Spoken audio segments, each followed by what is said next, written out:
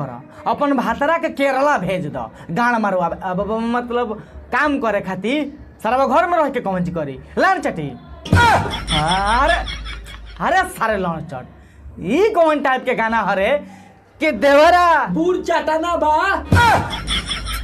अरे सारे गाना कम से कम निमन से सुन ली है कि ऊ कहता है ना गुड़ कहता है गुड़ गुड़ अच्छा, लिखा हुआ है फिर से गाना लगाओ तो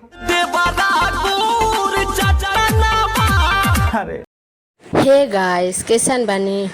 आशा करते नहीं अच्छा और स्वस्थ होके और अपने अपने काम में व्यस्त होके तो हम एक आज इतना पटाखा एक इतना मसालेदार वाली वीडियो लेकर आयल बनी। वो वीडियो पर रिहर्सल कैले बनी जौन वीडियो हम यूट्यूब चलत रहनी देख लेनी तो कहीं काहे ना ये वीडियो पर हम रिहर्सल कर दे तो हम इतने मस्त वीडियो के रिहर्सल कैले बनी। आप लोग देखे में जाते बोले में का गाना बा और का वीडियो बा तो बिना फैलेंड करने के ये बिना वीडियो स्टार्ट करते नहीं आज घरवे में रहत माटी लगाना बा।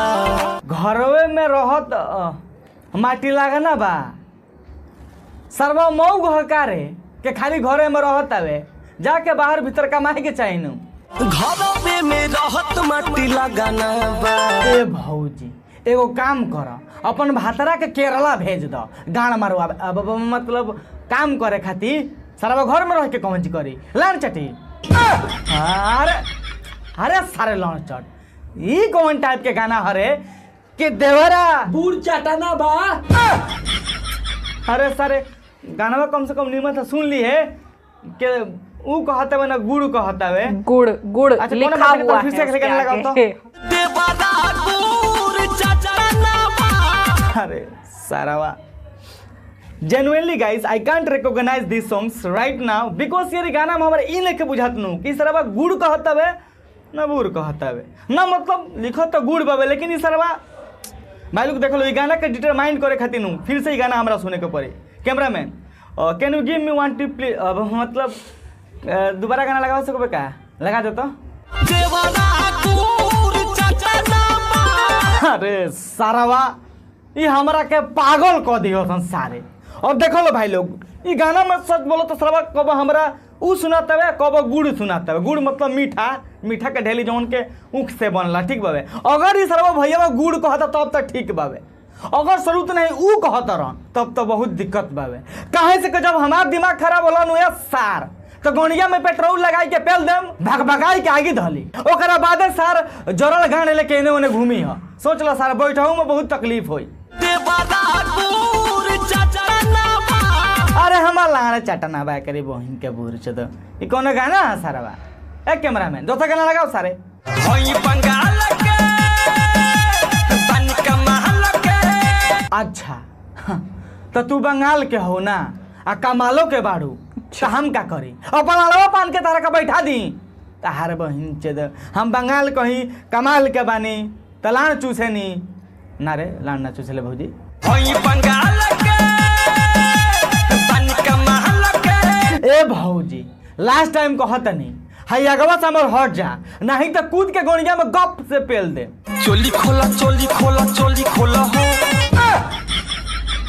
ए भौजी तनी फिर से खाली कहबू कौन चीज खोले के कहत रू चोली खोला चोली खोला चोली खोला हो। बाबूजी नहीं भैया कह रहे हैं ए भौजी इनकी ए भाई लोग भौजी से ना हम तहन से कहल चाहते नहीं तो हम लोग का लागत हवे कि भौजी वाकई में चोली खोलवावे खातिर एक्साइटेड बड़ी या पेलवासल भी आई भौजी।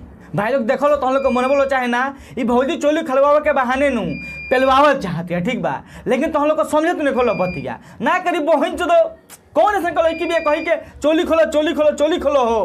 अरे सरवा चोली खोले के कहती है कल परस जाकर भौजी कही ऐसा का मत कही दस के कछिया खोलो कछिया खोलो कछिया खोलो हो आ कछिया खोल के पेल के मुआ दो एक बहुत चीज गा भी दियो तुम यार। अरे सरवा अब तो कुछ नहीं बाकी रह गया भैया अब तो कुछ नहीं बाकी रह गया पेलवासल भी करी बहन चोदो। और भाई लोग तो हम लोग के ई सोचो तो बोलो कि भौजी तो खाली चोलिए खोले के कहती है नु सही के तो खोले नहीं खेनू तो उ भी देख लो चोली खोला चोली खोला चोली खोला देख ले लो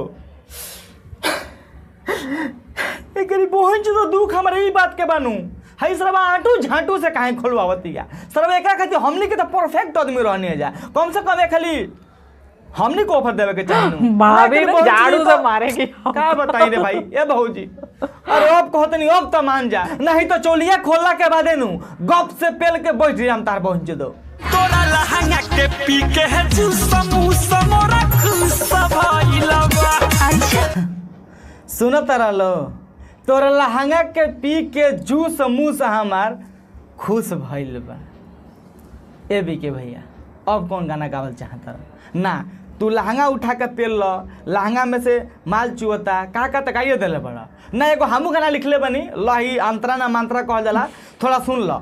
तो गाना का भाव ये तरी बावे कि तोरा लहंगा के झांट देख के हमारा भुजिया खाए का मन कैले बा, मतलब हमारा दिल खुश हो गइल बावे। अगर गावल चाहता तो हमार नंबर नोट करा, व्हाट्सएप में गाना भेज दे 41 42 43 ये कौन सा? लास्ट में 45 लास्ट में 45। तोरा लहंगा के पी के है जूस समोसा मोरा खुश भइलबा। और एगो बात तरह से हम कहल चाहते नहीं बिक्के भैया, अनफॉर्चुनेटली आई एम फॉरगेटेड, लेकिन अभी याद आ गई हवे तो सोचने के तरह का सुना देते नहीं, आई मीन तरह का कह लेते नहीं। भैया तू कौन सी कला होता नहीं, फिर से खाली कहब। लहंगा के पी के है जूस समोसा मोरा खुश भइलबा। हाँ, लहंगा के जूस पी के तार मुँह खुश भइल बा ना। ए भैया लहंगा में जूस ना होला, लहंगा में मुँह तो होला, ठीक बा।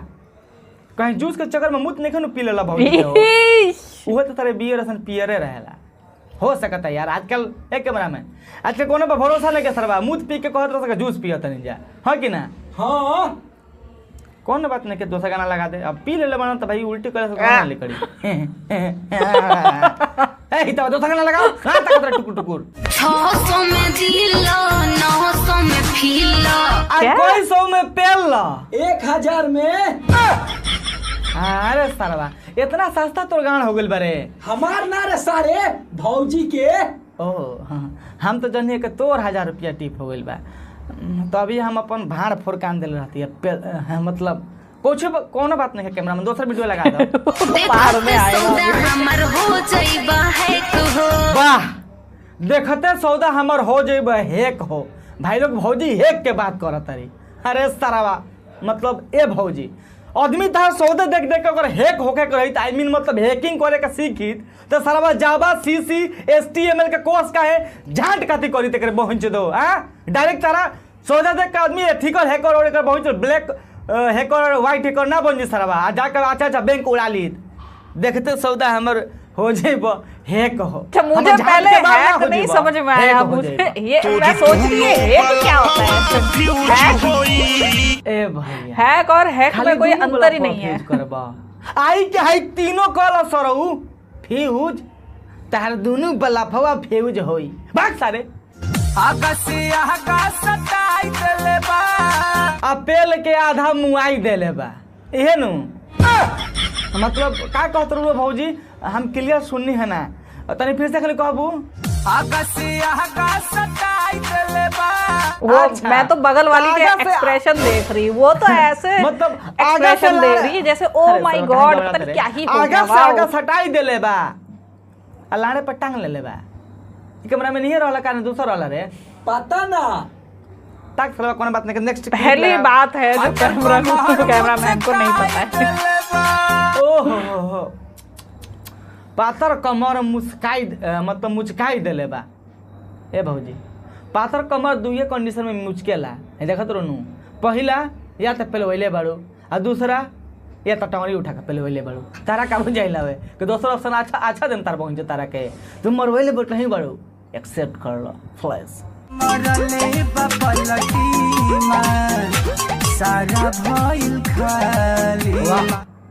ना वाह, अरे वाह कहलो, मतलब सब कहू एवरीवन तालियां प्लीज, ताली मारल ना, मतलब डांस के अरे कर का गान हिलावत क्या भौजी देख लो ना यार।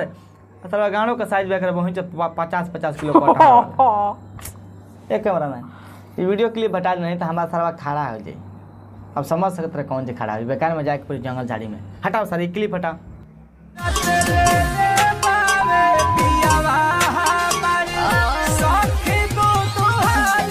सुन लो हेलो भाई लोग।